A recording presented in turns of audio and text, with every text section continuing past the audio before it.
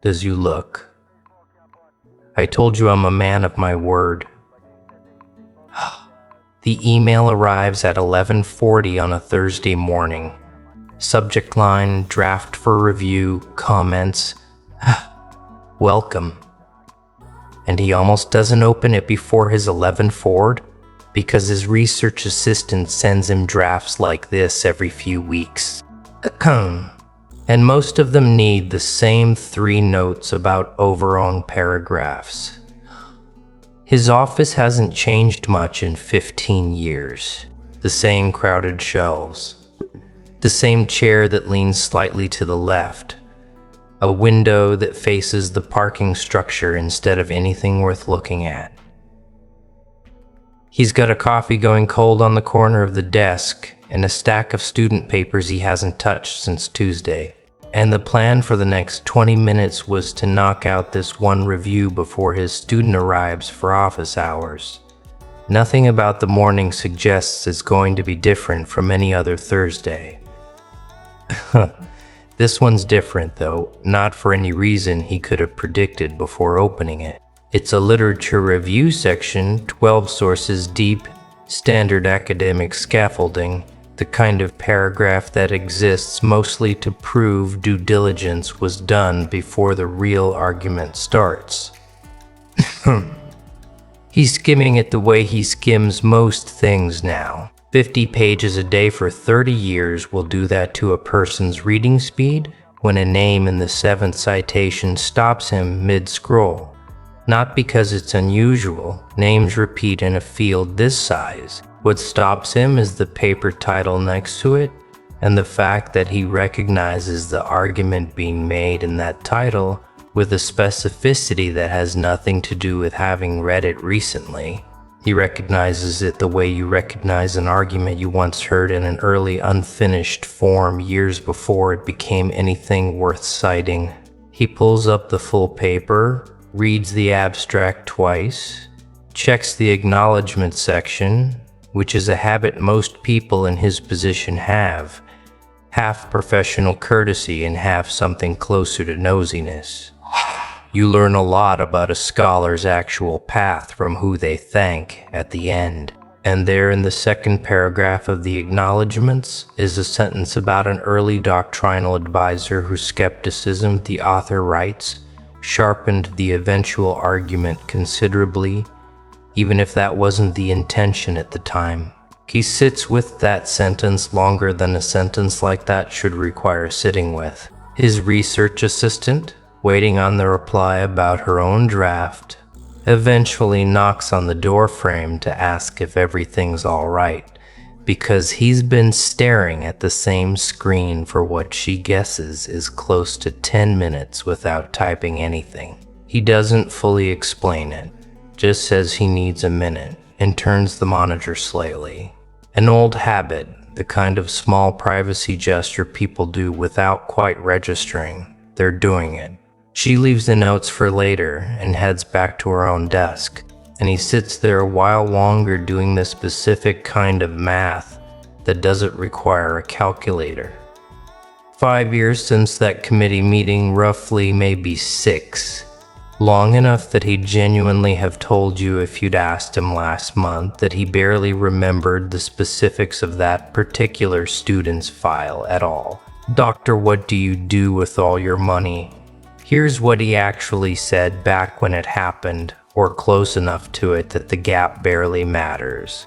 It was a committee meeting 5 years into your program, the kind of meeting where a student presents preliminary findings and the room is supposed to offer constructive difficulty. Push back? Make the work stronger before it goes anywhere near a defense. The room had that particular late afternoon light conference rooms get fluorescent and a little too bright.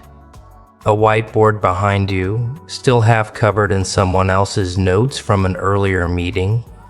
Nobody had bothered to erase 3 committee members. That picture of water nobody touched, your slides up on a screen that kept dimming itself every few minutes because nobody had moved the mouse. He wasn't cruel about it, And I want to be precise about that, because it would be easy to make him a villain here, and he wasn't quite that. What he said in the flat, tired voice of someone who sat through this exact kind of meeting hundreds of times was that the core argument didn't hold up under its own weight, that he didn't see a path to publication in it as currently framed, and that you might want to consider whether this was the right direction for your remaining years in the program. You remember the specific phrase he used for what he thought the argument amounted to? Interesting but thin. 2 words that took up almost no room in the meeting and then took up considerable room in your head for longer than you'd like to admit. Interesting but thin. He probably said a version of that sentence to a dozen students that same semester and forgot most of them by the following week. You didn't get to forget it because it landed on the exact spot where your own doubt already lived. The quiet place where you'd been wondering privately whether 5 years in was already too far in to admit the whole thing wasn't working. You see, I'm a guy of simple taste. I enjoy dynamite. You left that program 18 months later, not dramatically. There was no confrontation, no scene, just a slow accumulation of Tuesdays where the math stopped making sense, where continuing cost more than it was giving back, and eventually a conversation with your advisor that ended with mutual, almost polite agreement that a different path made more sense. He signed the paperwork, wished you well, genuinely, as far as you could tell. Probably thought about you exactly as much as he thought about most students who left early, which is to say, rarely, and without much specificity, filed under a broad, undifferentiated category of people the field didn't work out for. What he didn't know and had no way of knowing is that interesting but thin didn't end the argument for you. It just moved it somewhere else. You kept working on the actual idea, quietly on your own time, outside any program structure, without a committee, without funding, without anyone requiring it of you or even particularly expecting it. That's a different kind of labor than the labor of finishing a degree. Nobody's watching. Nobody's grading it. There's no defense date forcing the work into a shape by a deadline. You just keep circling the same question in the margins of a life that's now organized around other things. A job maybe that has nothing to do with any of this. Evenings and weekends where the actual thinking happens in fragments. An hour here, 40 minutes there, stitched together over years instead of concentrated into a single funded stretch of graduate study. I want to be honest about something because it would be easy to romanticize this part, and I don't think it deserves romanticizing.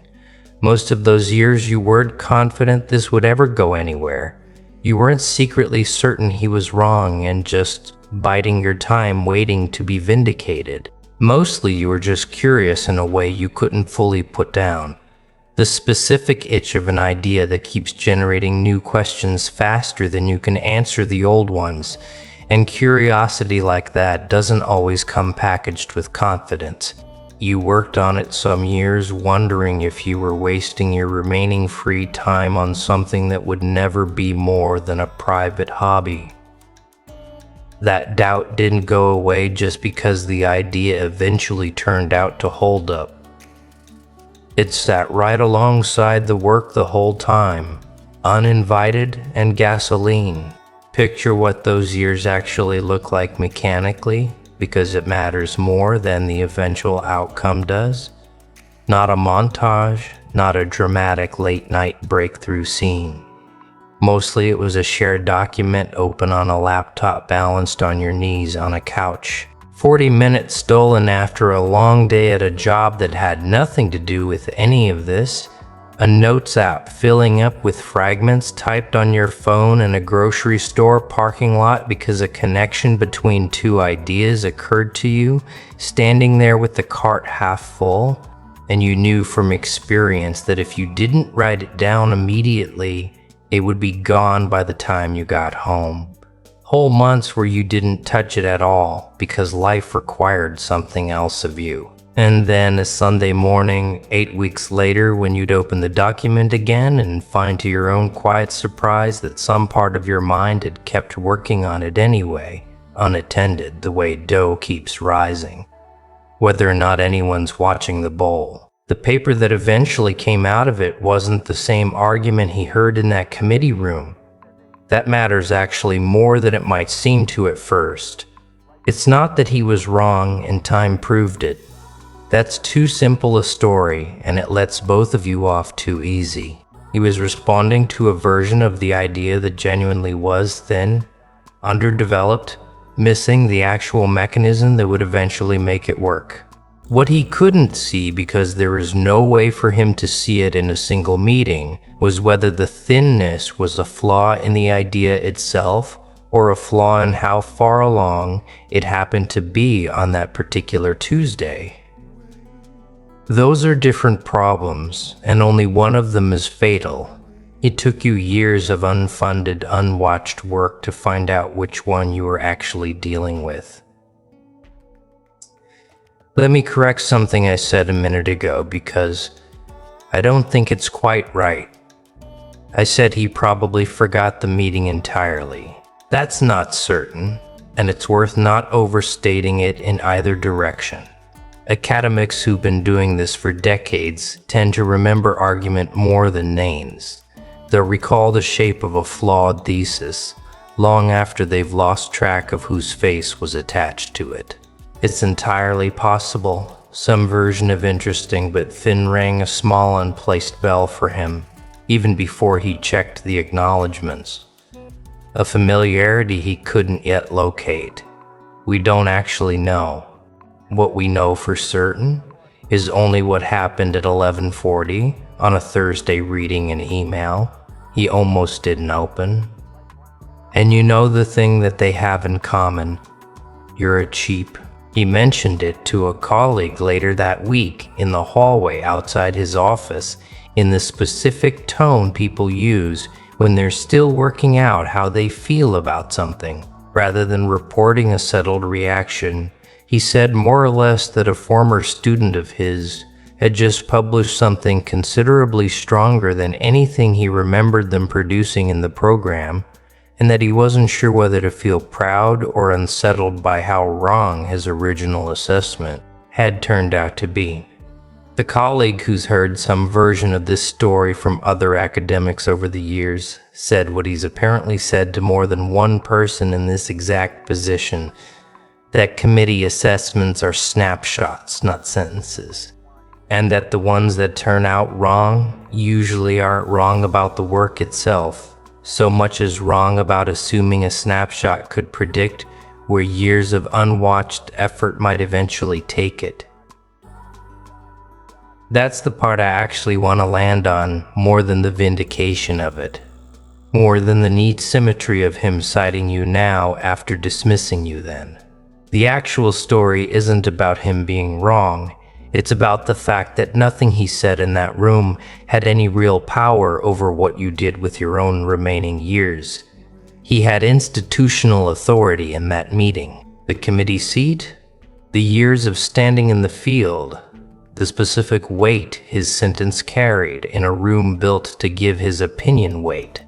What he didn't have and never actually had. All you care about is money. This town deserves a was authority over what you did next, alone, off the clock, with no one requiring it of you. That authority was always yours. It just took years for the results of it to become visible enough for anyone else to notice. Think about how strange the actual mechanics of this are if you slow down enough to look at them. A sentence he said once in a room to fulfill an obligation that had nothing personal in it. Traveled with you for years, doing real damage to how you thought about your own capability, long after he'd stopped thinking about it at all. And then without either of you doing anything to engineer it, without any confrontation or reunion or dramatic correction, The actual finished work traveled back to him anyway, arriving in his inbox on an ordinary Thursday, doing its own quiet work on him in return. Neither of you sent that signal on purpose. It just eventually arrived the way some signals do, long after the person who sent it has stopped expecting any kind of reply. I don't think he owes you anything for this, and I don't think you're owed some dramatic acknowledgement either. Some letter where he admits he was wrong and asks forgiveness for a sentence he probably doesn't specifically remember saying. That's not how this kind of thing usually resolves. And building your piece around waiting for that letter would be its own kind of trap. What actually happened is smaller and in its own way more solid than an apology would be. He cited the work not because he was moved to make a gesture, because the work was good enough on its own terms to be the right thing to cite, and he's rigorous enough as a scholar that he couldn't have left it out even if some part of him wanted to. That's a stranger, colder, more reliable kind of indication than an apology. Apologies can be performed. A citation in a peer-reviewed bibliography can't. It's just there permanently in the record whether he's fully made peace with it or not. There's a version of you 5 years into that program sitting in that committee room who believed interesting but thin might be the final word on the whole project. That version of you didn't have any of this yet. No finished paper, no citation, no acknowledgement section thanking anyone for sharpening anything. Just a sentence that landed hard and a doubt that had been waiting for exactly that kind of sentence to confirm it. Everything between that room and this Thursday morning had to be built without any assurance it would amount to something. You didn't get to skip to the part where you know it worked out. You had to live through years where it might not have doing the work anyway, for reasons that weren't really about proving him wrong at all. Because proving him wrong was never actually a strong enough reason to sustain years of unfunded, unwashed effort. You did it because the question wouldn't leave you alone. The vindication is just what happened to be sitting on the other side of that, once the work was finally finished. Think about the specific oddness of a sentence traveling that far.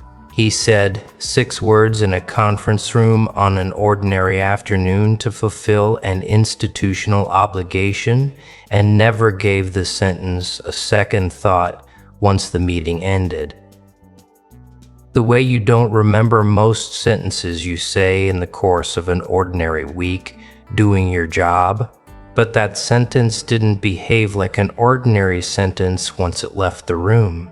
It kept traveling, attached itself to you, showed up uninvited on nights you were trying to sleep, got quoted back to yourself in your own head during exactly the moments you needed confidence most. 6 words unremarkable to the person who said them, doing years of quiet, compounding work on the person who received them. That's the actual asymmetry worth noticing here. Not who was right, but how differently the same 6 words can weigh depending entirely on which side of the desk you were sitting on when they were said. And now, without anyone orchestrating it, without a single deliberate act of correction on either side, the finished result of all that compounding weight has traveled back the other direction, landing in an inbox, doing its own small, quiet work on the person who sent the original 6 words out into the world without ever expecting to hear from them again. That's not a story about karma balancing a scale. Nobody's keeping score in some grand sense. It's smaller and stranger than that. Just 2 people on opposite ends of the same sentence, each unaware for years of the weight it carried for the other, until an ordinary Thursday made the weight visible to both of them at once in completely different ways for completely different ways. Make the coffee tomorrow. Go back to whatever the work actually is now. The version of it that has nothing to do with committee rooms or old sentences or citations landing in someone else's inbox. That was never really what this was for. The email just happened to arrive on a Thursday,